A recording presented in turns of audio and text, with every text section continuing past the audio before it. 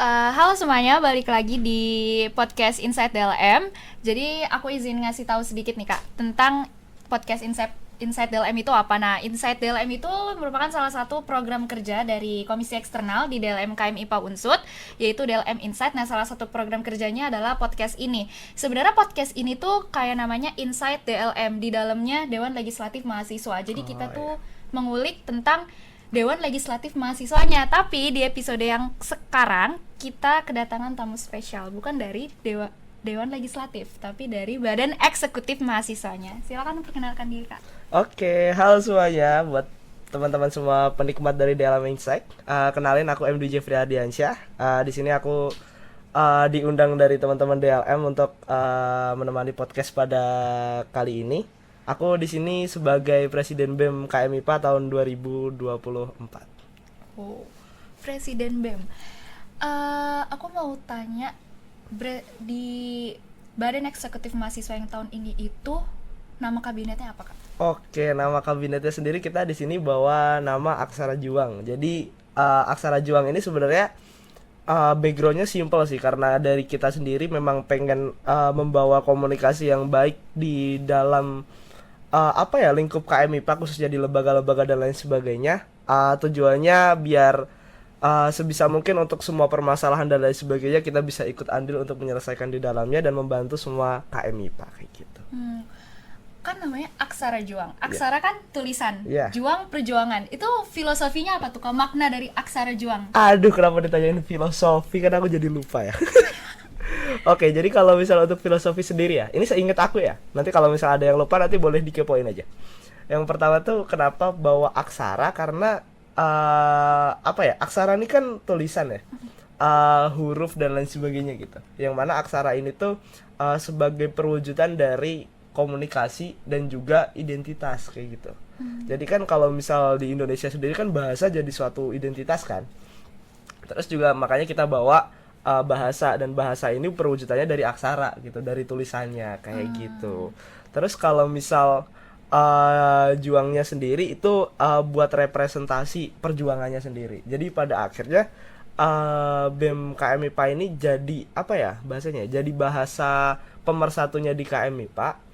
Terus juga sebagai identitas dari KMIPA untuk berjuangnya kayak gimana gitu. Keren banget ya teman-teman. Mungkin dari audiens Inside DLM ini belum ada yang tahu sebenarnya tuh peran BEM fakultas itu apa. Kan kita punya ada BEM universitas, terus kenapa harus ada BEM fakultas lagi itu apa Kak? Terus peran Kakak sebagai kepala dari BEM fakultas ini? Oke, mungkin ini dulu kali ya. Kenapa sih BEM-nya bisa ada di universitas sama di fakultas gitu? Jadi simpelnya gini, di setiap bahasanya, di setiap bagian fakultas kan pasti ada kepalanya sendiri di birokrasinya. Contoh ada dekanat, terus juga ada kepala subbagian dan lain sebagainya gitu. Yang mana selain kita memperjuangkan sesuatu hal itu ke rektorat yang bisa dibantu oleh teman-teman dari BEM universitas sendiri, kita juga perlu adanya BEM fakultas. Yang mana BEM fakultas ini adalah untuk untuk menyelesaikan masalah-masalah yang konteksnya itu ada di lingkup fakultas. Misal dari teman-teman mahasiswa ada yang butuh apa-apa dan lain sebagainya, dan memang kebutuhan-kebutuhan tersebut tuh harusnya dikomunikasikannya ke pihak fakultas, ke dekanat fakultas, dekan fakultas, kepala subbagian di fakultas dan lain sebagainya. Jadi lebih ke untuk membantu dari teman-teman mahasiswa ke tingkat fakultasnya kayak gitu. Oke. Terus peran Kakak sebagai kepala dari Badan Eksekutif Mahasiswa. Aduh, kalau ditanya gini kan aku juga bingung ya. Sebenarnya perannya tuh lebih ke mungkin lebih ke diambil dari tupoksi kali ya. Jadi gambarannya tuh kalau misal kan ada presiden dan wakil presiden. Iya. Kita dibagi menjadi dua fungsi lah ya. Kalau misal wakil presiden tuh emang fungsinya untuk menjaga internal, entah itu internal dari teman-teman BEM, terus kinerja dari teman-teman BEM, atau mungkin administratif dari teman-teman BEM dan lain sebagainya kayak gitu. Wakil presiden tuh ada tupoksi untuk ke arah situ.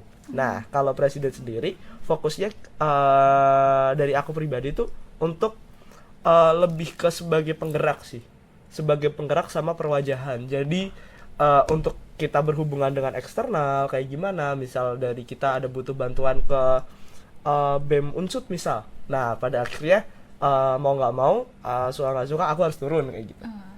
Karena sebagai perwajahan dari Fakultas MIPA kayak gitu. Terus kalau misal untuk misal ada sesuatu hal yang mungkin bisa dikomunikasikan dengan cepat, pada akhirnya juga harus turun. Jadi lebih ke apa ya? Lebih ke sebagai fungsi untuk ke eksternalnya sih kayak gitu. Oke, jadi mungkin kan kita punya banyak paradigma nih di masyarakat bahwa katanya kalau biasanya ketua itu nggak ngapa-ngapain. Oh iya, sejauh ini ya sejauh ini mungkin lebih ke ini sih ya. Biasanya kalau misal ada kayak gitu tuh bukannya ketua nggak ngapa-ngapain, cuman memang ketua ini lebih banyak untuk tidak terjun langsung sebenarnya. Jadi Ya. di belakang layar gitu. Ya, biasanya kita hanya cukup untuk ketika memang, karena kan memang ada banyak banget kementerian. Jadi pada akhirnya ketika memang kementerian ada masalah dan lain sebagainya, mau nggak mau Preswapres memang harus turun di situ. Gitu. Terus juga kalau misal ada hubungan-hubungan eksternal menyangkut tentang itu BEM atau menyangkut tentang itu fakultas, dan itu adalah di luar dari konteks apa ya? Di luar dari konteks yang bisa dipegang sama kementerian. Misal kementerian lagi ada urusan apa gitu, lagi memperjuangkan apa. Pada akhirnya ketika ada permasalahan-permasalahan eksternal yang memang timbul dadakan dan lain sebagainya ini, pada akhirnya ya Presiden BEM atau Wakil Presiden BEM memang harus turun di situ kayak gitu. Jadi lebih ke apa ya? Sebagai tangan kanan backup utama dari kementerian kayak gitu. Gitu. Jadi kerja ya, tapi kerjanya memang nggak kelihatan aja gitu. Bukan nggak kelihatan, kadang juga nggak juga. Oke, kan kita udah mendekati akhir periode. Sekarang nih, prioritas utama BEM di akhir periode ini tuh ada apa aja? Oke, prioritas utama BEM ya di akhir periode. Wah, ini pertanyaan yang cukup sulit ya. Makasih atas pertanyaannya sebenarnya. Sama-sama. Oke, kalau misal prioritas BEM sekarang sih lebih ke ini sih, bagaimana caranya kita ngebangun iklim yang baik di akhir periode. Karena akhir periode ini memang banyak banget apa ya, lebih tepatnya banyak banget, cukup banyak bisa muncul sentimen-sentimen baru lah. Nah, makanya lebih ke fokus utama BEM di akhir periode tuh sebenarnya di situ. Untuk kita ngejaga iklim yang baik untuk lembaga kayak gitu, biar lembaga yang lain tetap bisa berjalan dengan baik, ada program-program yang mungkin masih bisa diusahakan, dan juga mungkin kalau misalnya untuk akhir periode ini lebih ke apa ya, menuntaskan yang mungkin masih belum bisa dituntaskan. Jadi ada beberapa pelaporan atau mungkin ada beberapa hubungan dengan eksternal yang masih belum selesai, dan ya sebaiknya untuk diselesaikan secepat mungkin di akhir-akhir periode seperti ini kayak gitu. Berarti masih ada program kerja yang belum terrealisasi atau udah semua jadi tinggal beresin yang sisa-sisanya aja gitu? Sebenarnya kalau misalnya untuk program kerja sih udah selesai. Oh. Cuman memang banyak lah apa ya, kayak hal-hal di luar dari program kerja atau hal-hal yang kondisional ini tiba-tiba terjadi, yang itu mau nggak mau, suka nggak suka memang harus diselesaikan secara cepat kayak gitu. Ada faktor luar yang tidak diharapkan. Iya, kadang bukan tidak diharapkan sih, lebih tepatnya baru muncul akhir-akhir. Misal ada permintaan dari mahasiswa tentang sesuatu hal kayak gitu.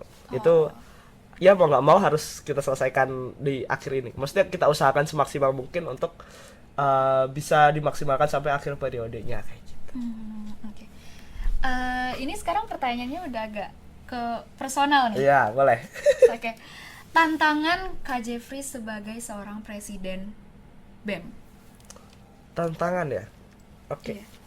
Tantangan ini sebenarnya ini bukan lebih ke apa ya? Tantangan ini konteksnya positif apa negatif nih?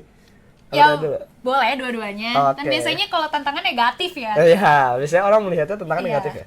Oke, cuman di sini aku mau disclaimer dulu ya. Sebenarnya tantangan ini tuh kalau misal bercerita dari awal ya, ini tantangan konteksnya adalah masih positif. Yang kali ini aku ceritain. Jadi sebenarnya gini, aku adalah orang yang terlahir dulu dari BEM juga memang. Cuman aku di ranah internal. Oh. Sedangkan hal tantangan yang terbesar yang aku alami sejauh ini adalah gimana caranya aku bisa dalam waktu